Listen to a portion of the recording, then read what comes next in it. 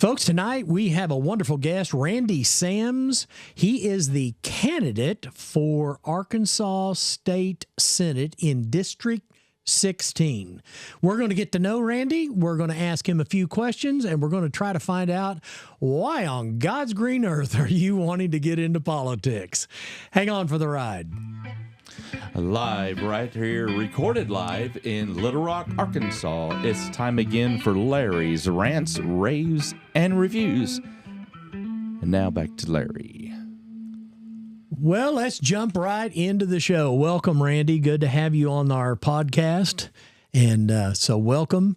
We want to get to know more about you. You're running for Senate in District 16. Tell us where in the world that's at. Arkansas. It's a good place to start, right? District 16 is the majority of Saline County. Okay. Benton, Bryant, Lake Norrell area. Oh. Out that. And then we head this way towards Little Rock. Okay. It takes up the, I call it the little boot heel of Pulaski County, the southwest corner of Pulaski County. If you know where Chenal and Canis, Yeah. that area out there where Costco is, Chewy's, and those subdivisions out there. Yeah. So just that little section of Pulaski County. So My District goodness, comes 16 is clear into Saline. there. That's huge. Yeah. Okay. Well, at least it's not like some of the senators that I've had conversations with. I had one yesterday. He covers 10 counties. Oh, my. Counties. Yeah. Okay. Yeah. Yeah. Well, and we got to realize that a lot of those counties are rural Yes, to sir. where, you know, they may not have that much population. So it probably makes sense. I don't know. Well, tell us a little bit about yourself. Let's introduce you to the voters.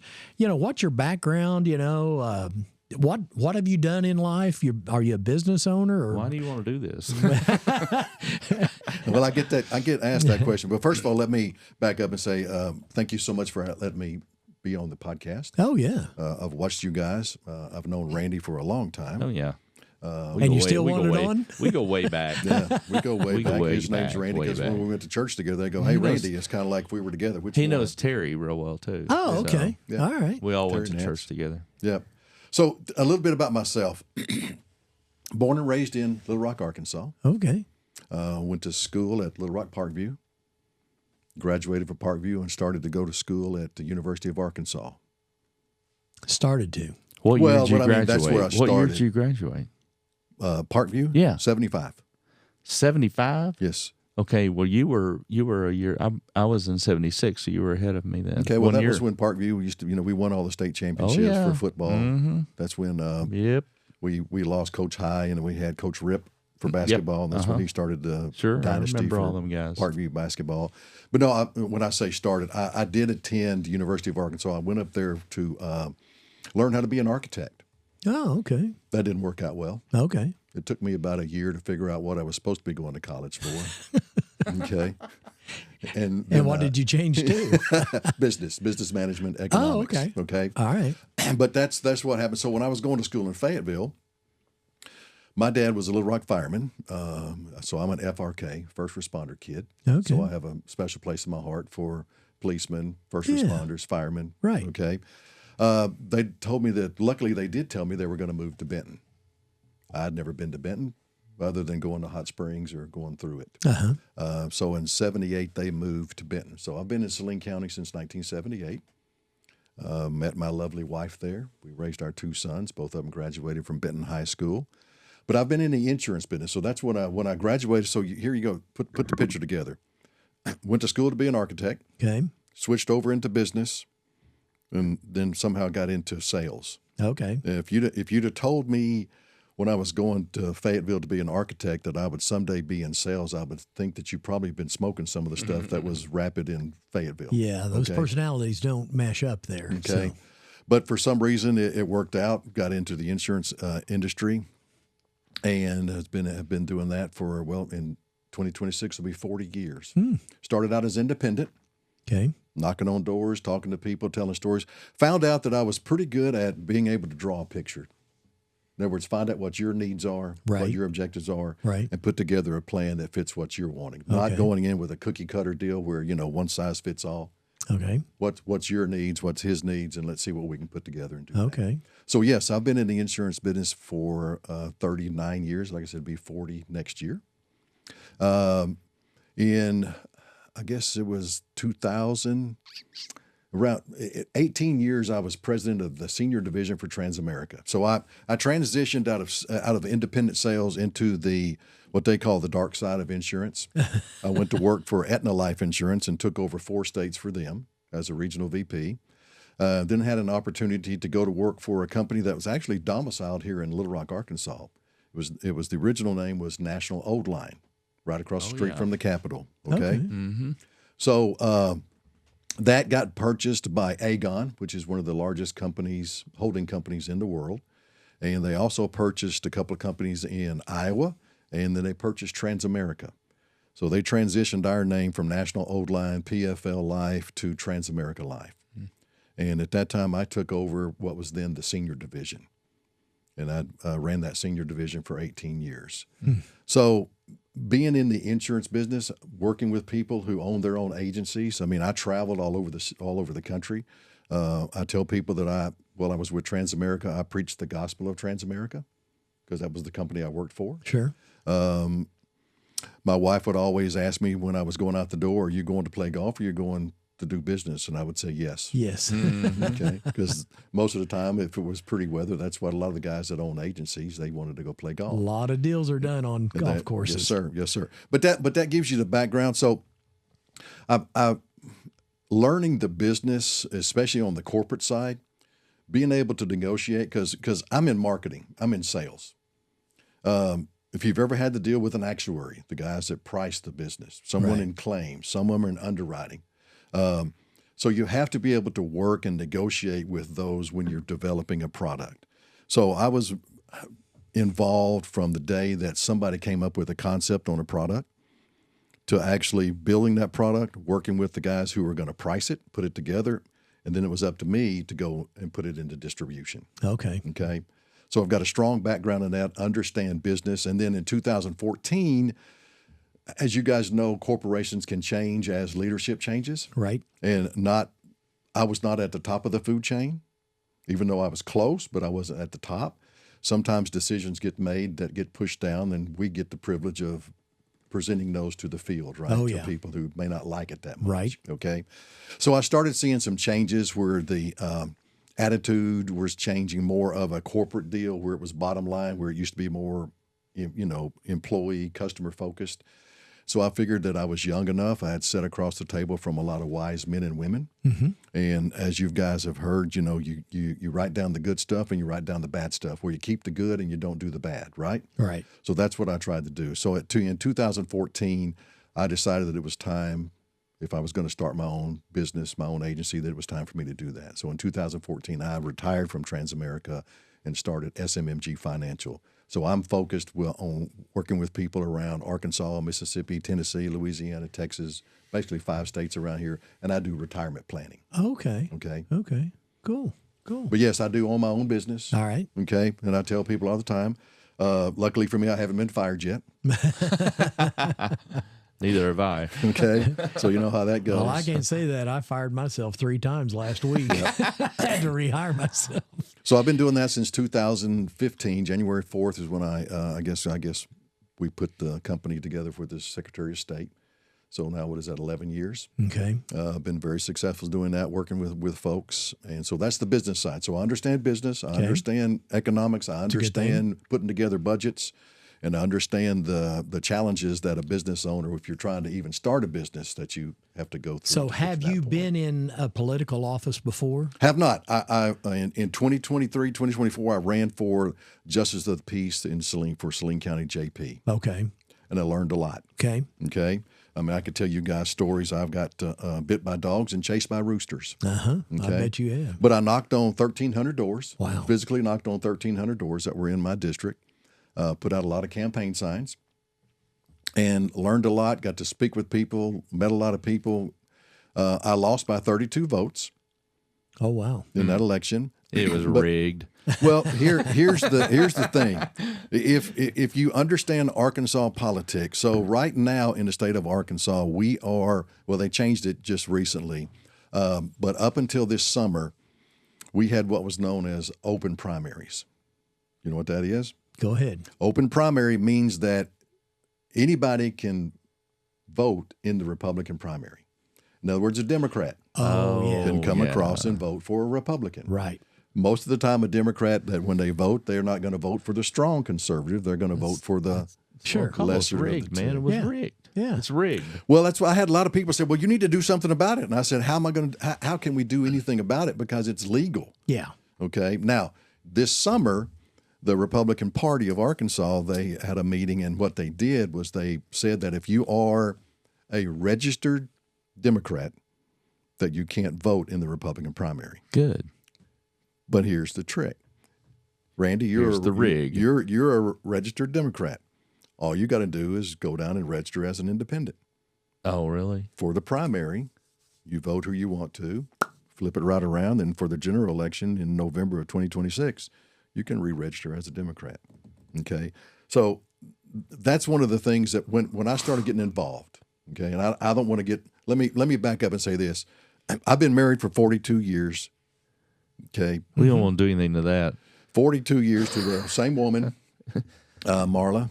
Yeah. And so, like I said, we had two sons, Austin and Creighton. Creighton is our miracle child, but he was born in 1993 with a heart defect, had to have a heart transplant. Oh, wow. Yeah. So since then, he's had another heart transplant and a kidney transplant. So he's our miracle child. So How old is he? He just turned 32 in October. Wow. Yeah.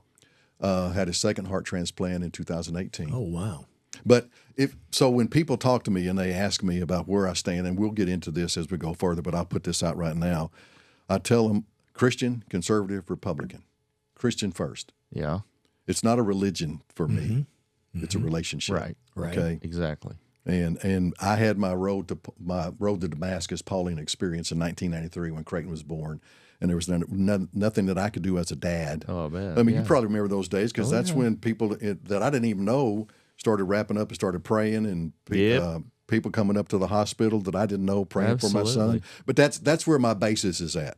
Okay, so in 1993, November 10th, 1993, Creighton got his new heart, and his daddy got his new heart. That's when I was born again. Cool. Okay. So that's my faith when it comes to voting. Yeah. I'll always be faithful to that Christian. I have a fear of God. Yeah. I have a reverence for God. Yes. And there's nothing down here that anybody's going to be able to get that and take that away from me. Right. Okay. Right. Okay. So this is your first attempt, second attempt, let's say, at a political office. What interests you and got you into politics? Well, I've always been interested in civics, social studies. That was probably, a couple of I did well in those subjects during high school, loved it. And if you understand civics and social studies, it's a social science, and it's basically the rights, the duties, and responsibilities of being a citizen of the United States. Now, everybody loves to talk about the rights, but those last two, the duties and responsibilities of being a U.S. citizen. They run from that. Okay? Yeah. JFK famously said what? Don't ask what your country can do for you, but what you can do for your country. Yeah. Okay? Right. That is a good basis.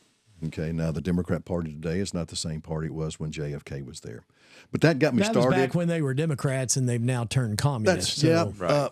And then whenever really started kind of getting into it, whenever Trump in 2016, the MAGA movement. And then when Trump got elected as president, and I started seeing some of the Republicans, because at that time when he first was elected, the Republicans had the House and the Senate, but they weren't doing anything.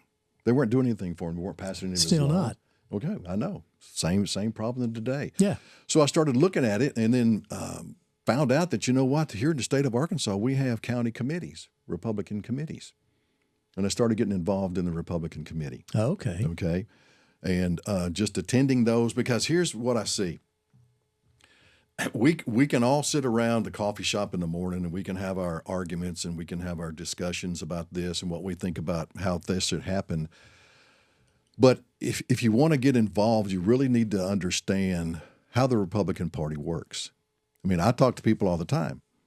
Are you Republican or Democrat? And they say Republican. And I say, okay, well, Tell me which part of the platform do you like the best? Is it what? My deal is this. The Republican platform says what?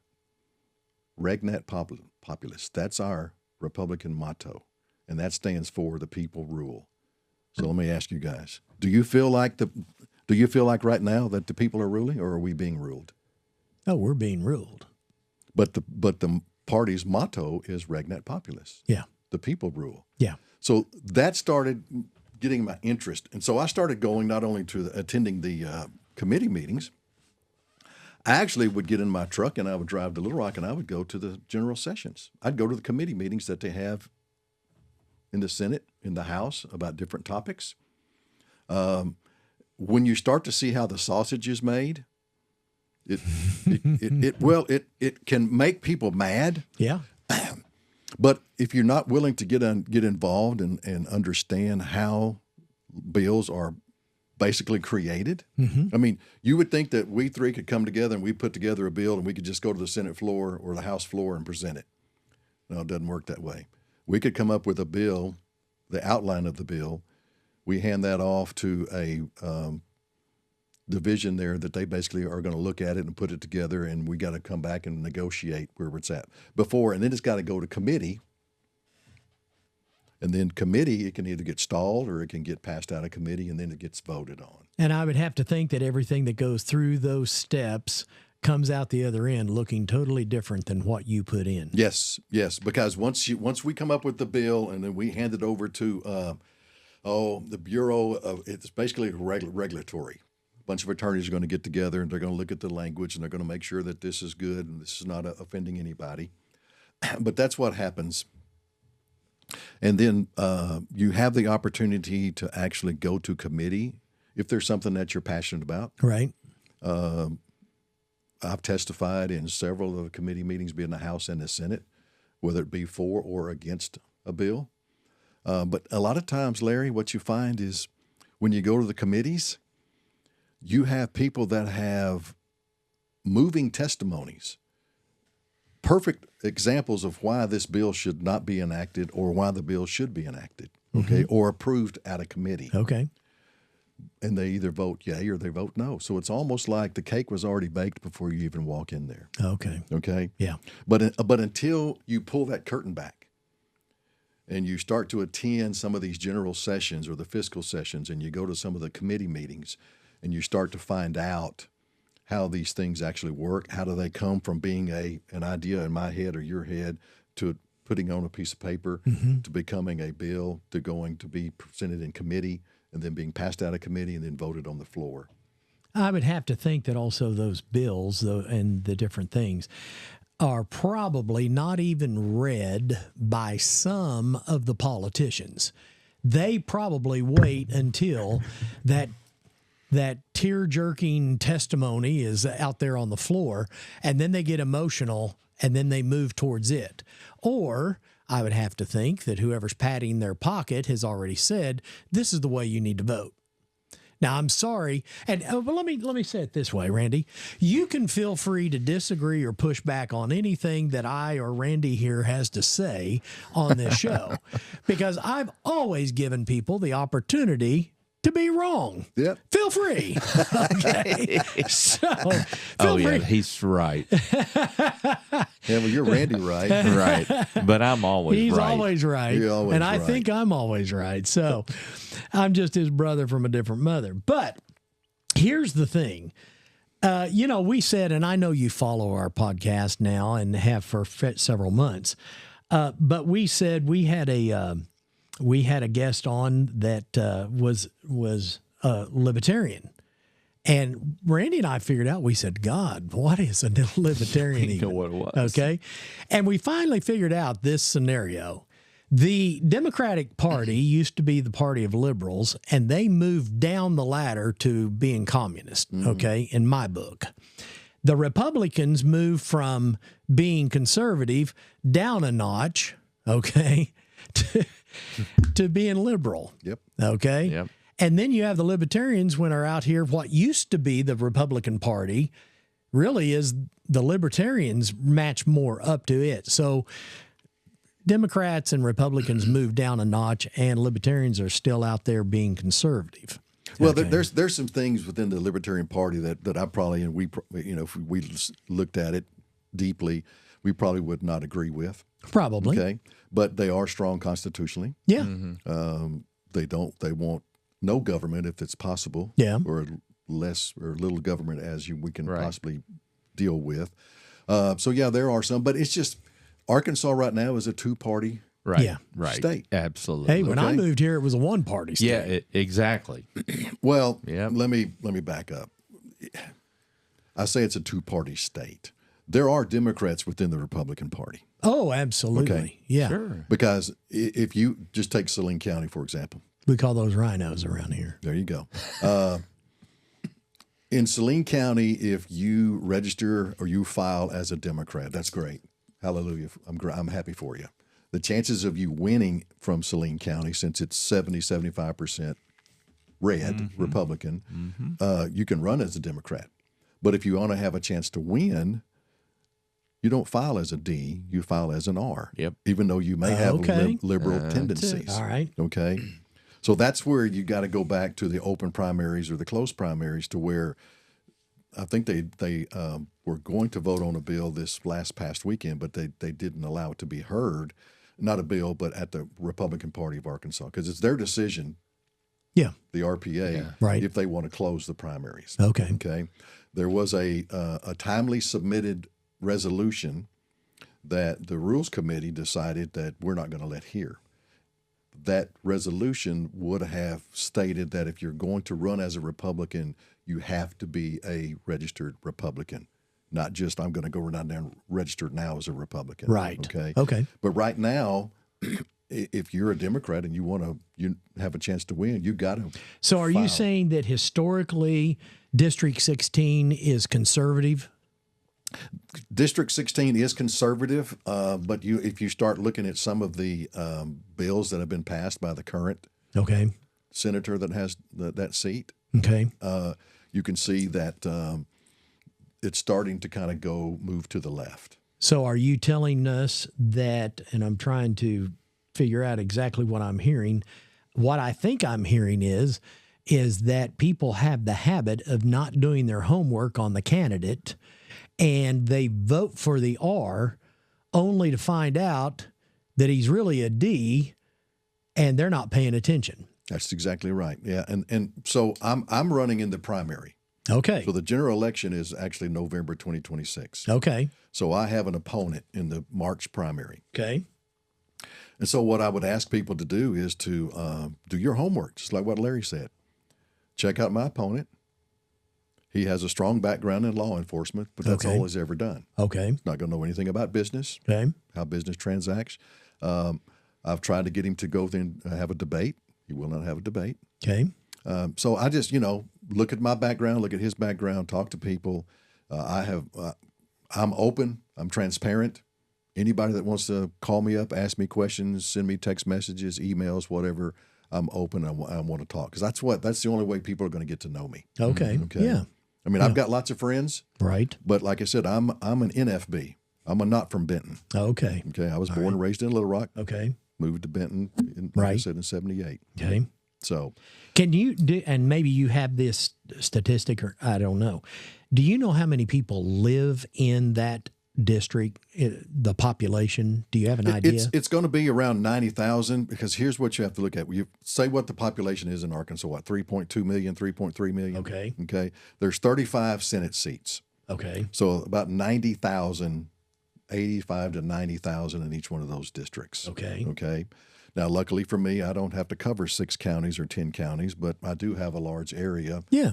here, Saline County and Pulaski County to cover myself. Okay. But then out of that, how many of those people out of 90,000 are actually eligible to vote? Okay. Okay. Yeah. Okay. Mhm. So you go from, and here's the formula. You've got 100% of the population. 60% of that 100% is actually eligible to vote. So you've got kids, you've got illegals, you've got dead people in some places. Oh, yeah. Okay. Yeah, I've heard that. And then you go back from there, how many of the 60% that are eligible to vote, how many of them actually registered? Okay. That number is 40% Right. to 60%. Yeah. So you see how we've whittled from 100% down to 40%? Right. Yeah. Out of that 40% who are actually registered, 24% actually vote. Okay? Okay. So you're following the line of my thinking here. 24% vote. So we're talking around 20,000 people. Well, actually, if you do the 60% would be of 90,000 would be what? 54? Okay. Okay. Then take 40% of that. Okay. Now you're down into the 20,000s. Okay. And take 24% of that. Now you're up around 6,000. I missed a step. Yeah. He's Okay. smart, Larry. He's smart. Yeah, he is. So I've already done He's the showing off. analytics, He's already believe me, the done- he's demographics, already the done. logistics, and I know how many He doors I is got to showing knock. off, isn't he? Yeah. So of the 24%, you break that down into 8% Democrat, 8% Republican, 8% Independent. So some people say, well, Randy, you got to win 15, 20,000 votes. No, I don't. If there's 6,500 people that actually vote and 8% of those are Republican, Yeah. how many do I actually have to win? I mean, to get them to vote for me. Yeah. If I can get 3,000 to 4,000 votes, then we're good. So out of a 90,000 population, and here's what here's why I'm dancing around this issue trying to figure it out, is we just saw a communist Muslim in New York, and what was it? I think about 18 million in population, and he was elected as mayor with about 2.5 million votes. I don't want to hear New Yorkers complain at all. No. My biggest problem is we know he's going to drive it in the ground. He's going to ruin that city completely as if it isn't already ruined. But it can get worse, folks. But it's going to be we, the people's tax dollars, those federal tax dollars, that is going to bail that out. Well, let's look at it on a statewide basis. I mean, that's where I'm focused at. So, do y'all know about the prison in Franklin County? No. Okay. Is that the new one? Well, that's one that they want to try to build. They want to build. Okay. Supposedly, they were looking for sites for this 3,000 bed mega prison. Okay. And the site that they chose was not on the final five counties or 5 cities they were looking at. Oh. It just magically appeared. Okay. And you can do your own investigation as to how, who it used to be, who used to own it. I don't know very many 24-year-olds that can get like $1.5 million loan. Okay. Okay. So that was one of the things you got to look at. The people of Franklin County, when they voted, so the governor, when they originally proposed the prison being built, it was look at that $450 million. That was, I think, in 23. In 2025 general session, that jumped up to $850 million. My goodness. If you're going to build a 3,000 bed mega prison, it's going to be $1.5 billion. Okay, because they haven't even started. Right. Well, I'll take that back. They've invested $1 million and they've moved a culvert for $1 million. But there was no transparency. All of a sudden, out of the blue, this 800 acres of land shows up. The people of Franklin County are having a fit because here it makes no logical. It doesn't make fiscal sense. You're wanting to put a 3,000 bed prison in a location that can't employ the number of employees that they don't have enough people to keep the businesses going right now. They don't have the infrastructure. You don't have the road services. And one thing that you need to have if you're going to have a prison is water.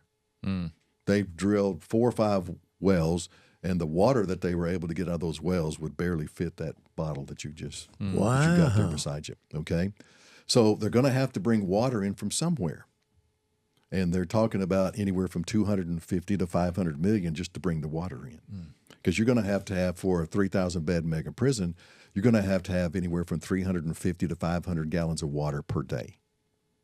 Okay. Bad. So the people of Franklin County are upset. They've had a lot of deals. But my issue with that is the people in Little Rock aren't listening to the people in Franklin County. There were other counties that had their hand up and said, we want you to build the prison here. But for some reason, those sites were overlooked, weren't even considered. And now all of a sudden they're having that battle about building that. Randy, let me jump in here. Yes, sir. I'm going to interrupt you for right a ahead. very good reason. Okay, I'm running right up on time here. Uh-oh, okay. No, okay. Now here's what I want to do. I think this is a good place for a cliffhanger. Okay, folks, are you running off anywhere? Nope. Okay, so folks, here's what we're going to do. I'm going to end this episode and come back with a second episode with Randy Sams. I think he's got some dirt that we're going to uncover here. I think he's got some good stuff happening. Randy, are you having fun? I'm having fun. I'm waiting. I think we're on the verge of seeing some real dirt here. And so we're going to come back next episode, part 2 of Randy Sams. And I hope, let me just give you this little a commercial here. Be sure and like our pages. Be sure and make some comments. If you have some ideas about what we've been talking about so far, if you're agreeing, disagreeing, hey, get in the comment section. Give us some comments. Send me an email. It's right on your screen Maybe right now. who to have on. Yeah. We'll have other guests. We'll have a flaming liberal on here and get in a real knockdown, drag out fight. Okay. Hey, folks, come back and see us next episode, and I hope you'll have a great day.